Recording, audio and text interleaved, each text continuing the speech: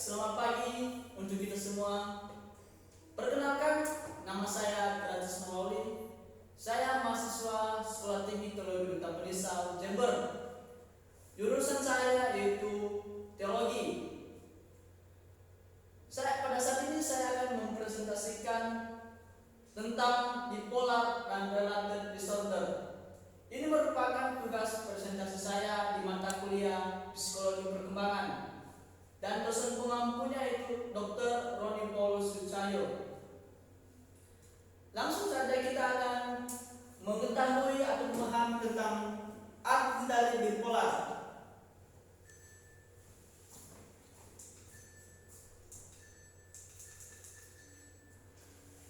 Pengertian bipolar. Bipolar merupakan gangguan atau penyakit yang dialami oleh manusia. Penyakit bipolar merupakan salah satu jenis gangguan kejiwaan yang ditandai dengan perubahan atau gangguan mood yang ekstrim. Perubahan atau gangguan bisa berupa depresi atau sedih berlebihan, dan juga bisa manik atau kegirangan yang berlebihan yang terjadi secara bergantian. Maksudnya penyakit tentang bipolar ini adalah seorang yang mengalami perubahan mood atau perubahan emosi yang secara berubah-ubah. Terkadang kita melihatnya sedih, dan pada saat itu juga kita akan melihatnya bahagia. Itu adalah penyakit dari bipolar atau gangguan kejiwaan yang dialami oleh manusia.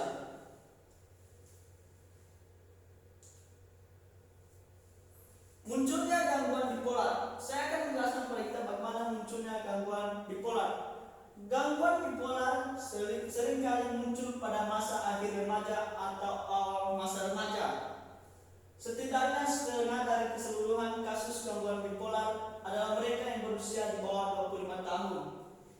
Ini adalah orang yang mengalami bipolar itu pada usia di remaja atau masa dewasa yang berusia di bawah 25 tahun. Gangguan bipolar atau bipolar disorder ini berupa episode-episode yang berlangsung selama beberapa hari hingga beberapa bulan. Di luar episode gangguan mood, penderitanya dalam keadaan normal. Maksudnya di sini itu ketika seorang yang mengalami gangguan bipolar atau gangguan kejiwaan, perubahannya bisa gejalanya bisa 1 minggu, dan juga bisa 1 tahun, dan juga bisa 1 bulan. Dan ketika orang yang tidak mengalami gangguan kejiwaan ini, dia akan berada pada situasi normal seperti biasanya, dia akan beraktivitas dengan normal. Saat ini kita akan melihat tentang 4 tipe yang dialami oleh orang dengan bipolar. Kita akan lihat bagaimana 4 tipenya atau 4 episode yang terjadi pada gangguan orang yang mengalami bipolar. Pertama, ada yang namanya episode manik. Kedua, episode hipomanik. Ketiga, episode depresi. Keempat, episode campuran. Kita akan mempelajarinya satu persatu. Dimulai dari episode manik. Episode manik dimulai dengan perasaan senang, disertai dengan energi yang berlebih, merasa kreatif. Perasaan ini secara cepat berkembang menjadi suatu euforia, perasaan senang yang sangat berlebihan, atau menjadi sangat irritable atau sensitif. Maksudnya itu episode manik adalah perasaan senang, perasaan bahagia yang berlebihan. Ketika orang mengalami bipolar ini, episode manik, dia akan merasa senang. Dan juga orang dengan manik biasanya menolak, diserahkan, dan sering marah-marah menyalahkan orang yang menegurnya. Inilah juga salah satu gangguan ketika orang mengalami bipolar pada episode manik ini, dia akan tidak suka untuk ditegur atau tidak mau disalahkan.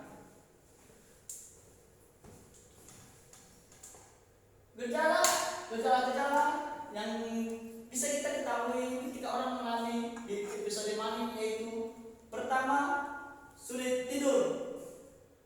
Kedua, terlalu percaya diri. Ketiga, berbicara cepat dari biasanya dan topik pembicaraan yang mudah berganti. Keempat, sulit berkonsentrasi. Kelima, terlihat gelisah, lebih mudah marah pada orang lain. Ini lagi gejala-gejalanya itu berpenampilan mencolok dan cenderung menghamburkan uang. Keenam, membuat keputusan-keputusan mengejutkan. Ketujuh, bisa disertai dengan keyakinan yang salah atau paham. Misalnya merasa bahwa ia adalah orang paling hebat di dunia, meyakini bahwa ayahnya adalah presiden dan sebagainya.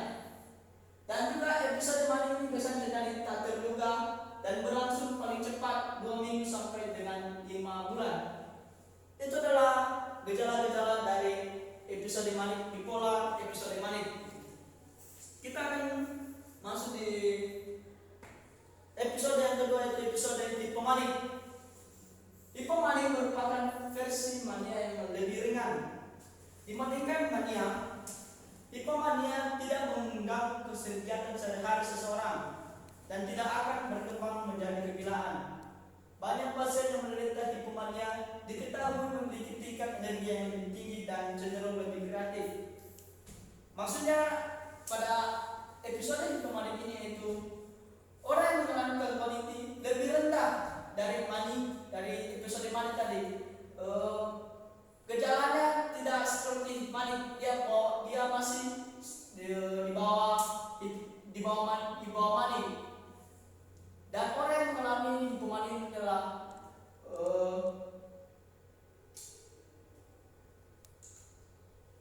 kita akan masuk dalam gejala-gejala tipe manik. Yang gejala pertama yaitu gejala-gejala bersemangat dan penuh dengan energi dengan munculnya kreativitas. Kedua, bersikap optimis, selalu tanpa gembira, lebih aktif dan cepat marah. Gejala yang ketiga, penurunan kebutuhan untuk tidur. Ini adalah gejala-gejala orang yang mengalami gangguan bipolar pada episode manik, hipomanik. Pada episode hipomanik, kita masuk dalam tahap yang ketiga, episode ketiga itu episode depresi. Apa itu episode depresi? Apa yang terjadi pada episode ini? Episode depresi termasuk gejala yang cukup parah untuk menyebabkan kesulitan dalam kegiatan sehari-hari pada pekerja, sekolah, atau kegiatan sosial. Episode depresi yaitu orang yang mengalami episode depresi akan mengalami namanya kesulitan dalam baik dalam pekerjaan, dalam sekolah, atau kegiatan sosialnya. Dia akan cenderung lebih murung, lebih bersikap sedih. Ini ciri-ciri orang yang mengalami episode bipolar depresi, yaitu pertama, merasa sangat bersedih. Itu yang saya bilang tadi, merasa sangat bersedih dan kehilangan harapan pada jangka waktu yang panjang. Jangka waktu kesedihannya cukup panjang. Kedua, kehilangan ketertarikan dalam melakukan kegiatan sehari-hari. Ketiga, makan lebih sedikit. Keempat, merasa mengantuk dan malas. Kelima, merasa terlalu sadar diri dan minder. Keenam, sulit berkonsentrasi. Dan ketujuh, memiliki pemikiran untuk bunuh diri. Ini adalah gejala-gejala pada episode depresi. Yang paling berbahaya pada episode ini adalah orang yang mengalaminya. Dia akan merasa tidak ada harapan lagi, tidak ada jalan keluar lagi, sehingga yang ada di pikirannya itu bunuh diri. Dia mencelakakan dirinya sendiri. Ini adalah pada episode ini orang yang mengalaminya butuh yang namanya perhatian khusus bisa dari keluarga, teman sedekat, teman sekerja, sahabat, teman sekolah, dan juga bisa dalam tim medis.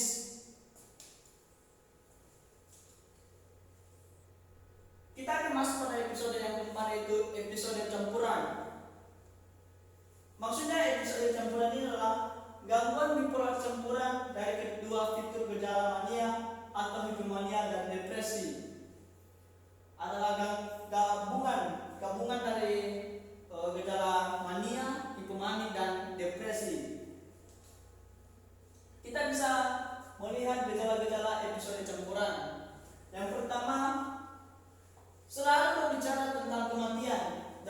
keinginan untuk mati kepada orang-orang di sekitarnya. Selalu berbicara tentang kematian dan keinginan untuk mati. Inilah gejala-gejala episode campuran. Kedua, memiliki pandangan pribadi tentang kematian. Ketiga, mengkonsumsi obat-obatan secara berlebihan dan alkohol.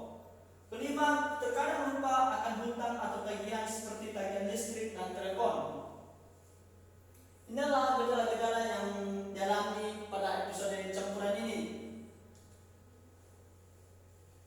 Dan orang yang mengalami episode campuran ini berlakunya seperti ini.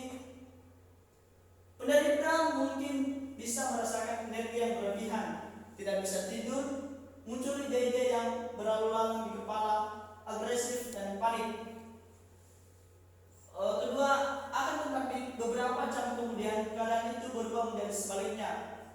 Penderita merasa kelelahan, putus asa, dan berpikiran negatif terhadap lingkungan sekitarnya. Hal itu terjadi bergantian dan berulang-ulang dalam waktu yang relatif cepat. Alkohol, narkoba, dan obat-obatan antidepresan sering dikonsumsi oleh penderita saat berada pada episode campuran. Dalam perilaku orang yang mengalami episode campuran. Penyebab gangguan bipolar ini sampai saat ini belum diketahui secara pasti apa menjadi penyebab pada kondisi ini. Pengobatannya inilah pengobatan yang dianjurkan oleh dokter.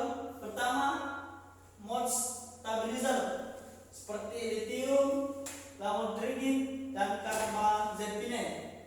Kedua, antikonvulsan seperti asam valproat.